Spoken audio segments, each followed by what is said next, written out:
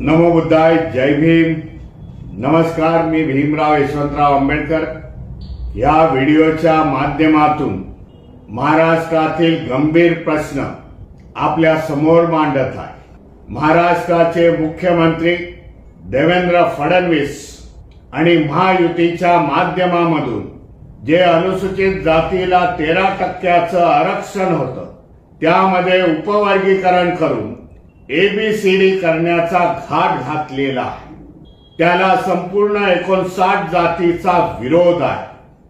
Doctor Babasaheb आंबेडकरांनी हा संपूर्ण समाज होमोजिनियस असं म्हटलं होतं. त्याच्यामध्ये त्यांनी उपजाती केल्या नव्हत्या, परंतु या सरकारच्या माध्यमामधून ह्या 59 जातीमध्ये तेढ निर्माण करण्याचा, त्यांच्यामध्ये वितुष्ट लावण्याचा, परस्परांमध्ये द्वेष भावना निर्माण करण्याचा डिसिजन ह्या महाराष्ट्र सरकारने घेतलेला आहे. त्याला आमचा विरोध आहे.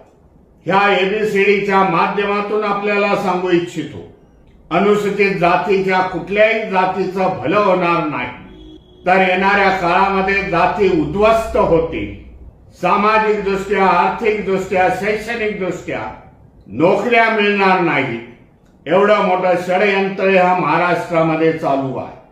त्याला विरोध करण्यासाठी, महाराष्ट्र सरकारला जाब विचारण्यासाठी, महाराष्ट्र सरकारची हुकुमशाही मोडण्यासाठी येणाऱ्या 30 जून रोजी दुपारी 2 वाजता आझाद मैदान ते मंत्रालय येथे लाखोच्या संख्येने हजर राहून या सरकारला आपली ताकद किती आहे हे दाखवण्याचा आपला प्रयत्न असायला पाहिजे. हे जर उपवर्गीकरण जर पास झालं विधेयक, तर येणाऱ्या आपल्या भावी पिढ्या उद्ध्वस्त होतील.